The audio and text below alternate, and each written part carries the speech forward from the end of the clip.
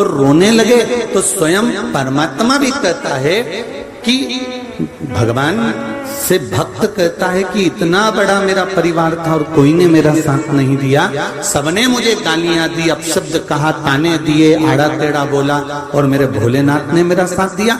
तो शंकर कहते हैं मैंने खुद पहले तुझे तेरे परिवार के द्वारा ठोकर खिलवाई है, इसके बाद मैं अपने दरवाजे पर लेकर आया हूं, कोई दूसरा नहीं है।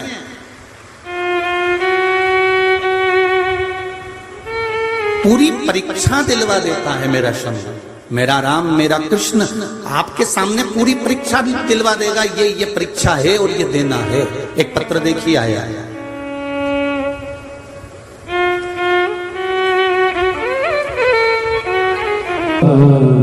ये शिव है, ये औघड़ी है, ये दयालु है, ये दातार है, ये कृपालु। आपकी चित्तवृत्ति, आपका मन, आपकी बुद्धि अगर शंकर में लगी है, शिव में लगी है, तो ये निश्चित है कि वो आपके दुख की घड़ी में तो खड़ा ही है, आपके सुख में भी आपके साथ निरंतर चल रहा है। वो शिव है, निरंतर जो चल रहा है।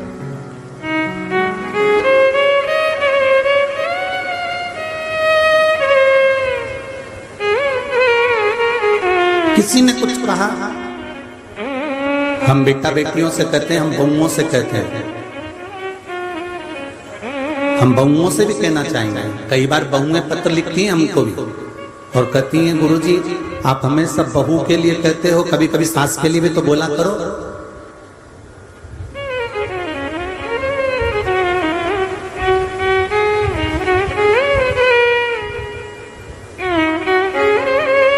अब जो पहले से 3 मंजिल ऊपर चढ़ के बैठा हुआ है और तुम बाल्टी कपड़े की लेकर 3 मंजिल ऊपर जा रही हो, तो जो ऊपर चढ़ के बैठा है उसको समझाया जाएगा कि जो बाल्टी लेकर जा रही है उसको समझाया जाएगा? बोलो जरा जम के बोलो। देखो बहू धीरे से लेके जाना बेटा, उधर वाली सीढ़ी टूटी हुई है, उधर सीढ़ी के पास में से डंडा पकड़ के अच्छे से ऊपर चढ़ जाना। दूसरे नंबर की छत पर जाओगी तो वहां ताला खोल लेना, ताला खोलकर फिर तीसरे नंबर की छत पर जाओगी तो वहां पर तार पड़ा हुआ है लाइट का, जरा ध्यान रखना करंट नहीं लग जाए। और बहू को समझाते समझाते समझाते समझाते 3 मंजिल ऊपर पहुंचाया। जो ऊपर पहले से चढ़ के बैठी हुई है उसको समझाने की क्या जरूरत है, क्योंकि वो तो उससे भी ऊपर जाने वाली है। उसको समझाकर करेंगे क्या? तुमको पूरी जिंदगी जीना है।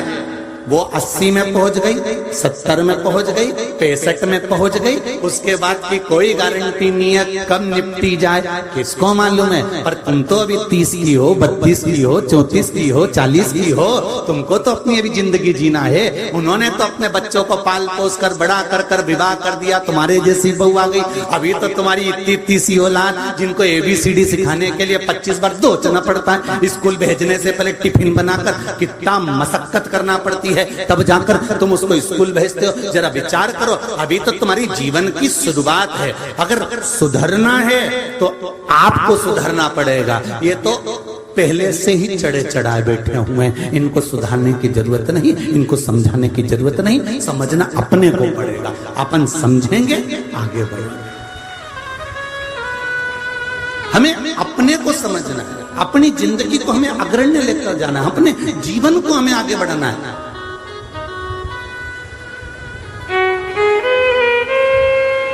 हम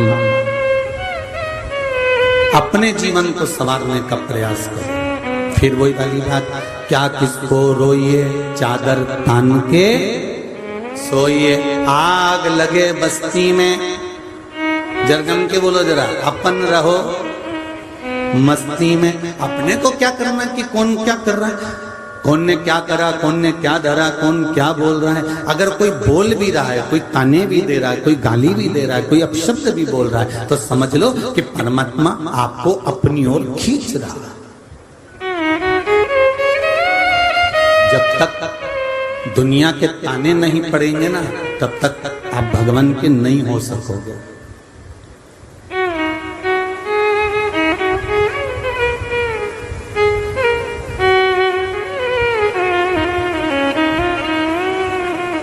जब सारी दुनिया के ताने पड़ जाते हैं, अब शब्द मिल जाते हैं, खूब गालियां मिल जाती है, उसके बाद आप फिर भगवान की ओर जाते हैं,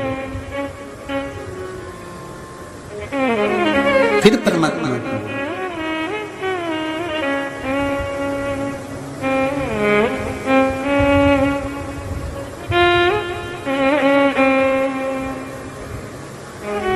शिव कथा कह रही है, भगवान शंकर का चरित्र कह रहा है। व्रत वाले दिन, उपवास वाले दिन, साधना वाले दिन, परमात्मा को प्राप्त करने वाले दिन आपका मन, आपकी इंद्रियां आपको उचिष्ट करे,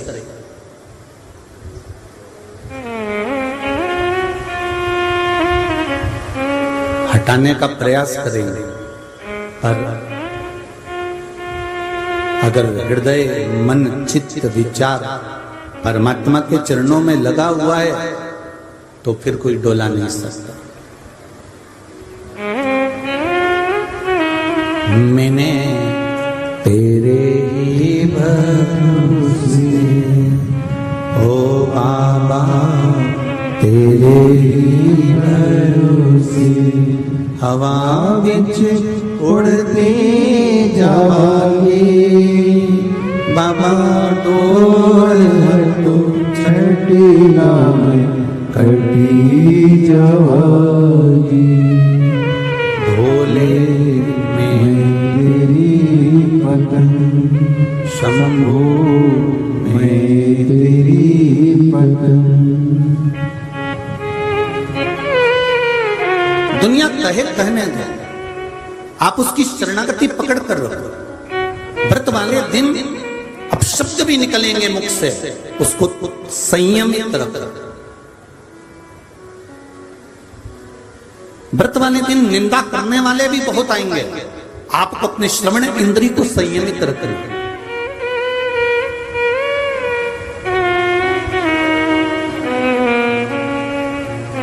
व्रत वाले दिन हो सकता है आप टीवी देख रहे हो, मोबाइल देख रहे हो, कुछ गलत भी सम्मुख में आ सकता है, पर अपने नेत्रों को संयमित रखना है।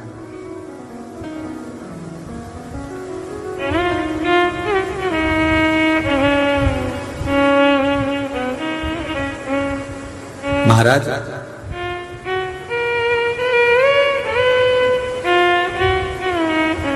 जहर में भी उतना जहर नहीं होता, जहर में भी उतना जहर नहीं होता जितना दूसरे के प्रति लोगों के मन में होता है। ध्यान देना जरा, जहर में भी उतना जहर नहीं होता जितना दूसरे के प्रति,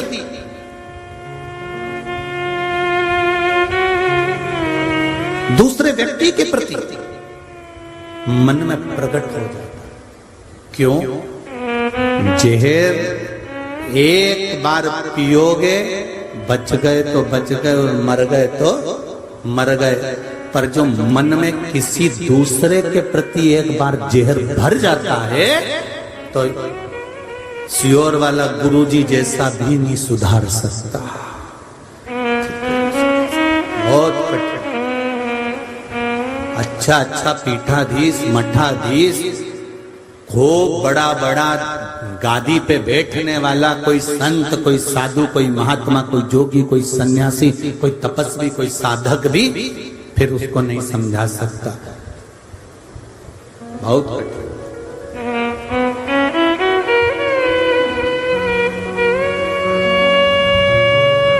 वो कहते हैं ना, पानी में गिरे हुए व्यक्ति को बचाया जा सकता है, पानी में डूबे हुए व्यक्ति को बचाया जा सकता है, पर प्याली में डूबे हुए व्यक्ति को बचाना बहुत कठिन हो जाता है।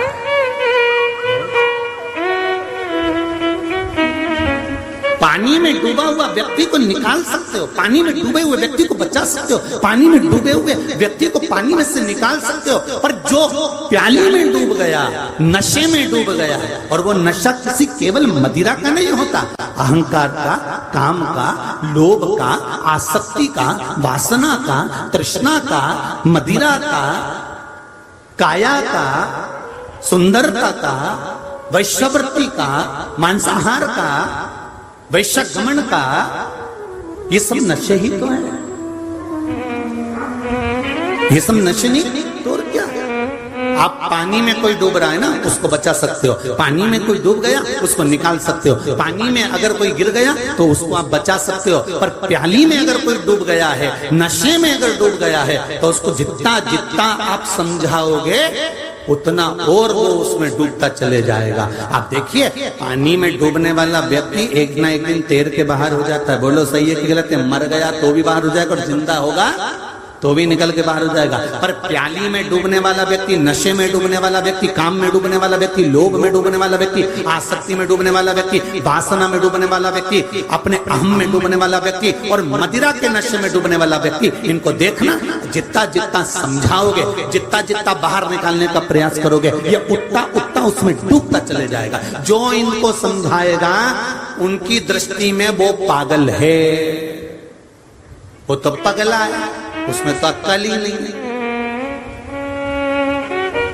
आप समझो, आप नशे में डूबे हुए व्यक्ति को समझाने का प्रयास करना, बेटा तेरा वो दोस्त बेकार है, उसके साथ मत रहना, तेरा वो सखा बेकार है, रोज गाड़ी लेके आ जाता है, हॉर्न बजाता रहता है, क्या है ये, उसके साथ चले जाता है, अब जाना मती, समझा रही हूं तेरे को अच्छे से।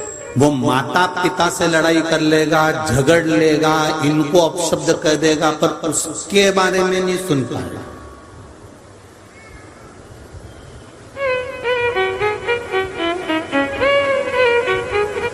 आज अखबार में एक न्यूज पढ़ी थी, यहाँ के अखबार में नहीं थी, कहीं दूसरी जगह का अखबार था, फेसबुक पे डला हुआ था, और बच्चे छोड़कर, रिश्ते छोड़कर, सबको छोड़कर, अपने बच्चों को छोड़कर, अपने काम धंधे को छोड़कर आप कहीं तीर्थ में जाकर बैठ जाओ, या आप बैरागी बन जाओ, संत बन जाओ, साधु बन जाओ, सन्यासी बन जाओ, या कहीं तीर्थ में जाकर बैठ जाओ, तो उसमें सफलता, उसमें कोई प्रसन्नता, उसमें कोई आनंद नहीं है। वेद व्यास जी लिखते हैं, सबसे बड़ा आश्रम होता है गृहस्थाश्रम। और हम आज के बेटा बेटियों को, आज की नवयुवक टीम को एक बात जरूर कहते हैं कि जितना कमाओ तुम किसी को दो चाहे मत दो, पर अपने ऊपर थोड़ा थोड़ा खर्च जरूर करो। उसी तरह शिव पुराण कहती है कि जितनी जिंदगी मिली है उसमें थोड़ा थोड़ा परमात्मा के भजन में लगाते चलो। तो ये नवयुवक टीम थोड़ा थोड़ा लगाती है ना, तो उसमें इनकी प्रसन्नता, उसमें इनका आनंद।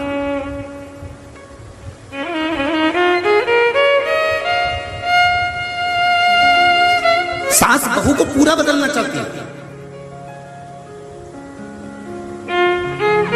पर बदल नहीं पाती।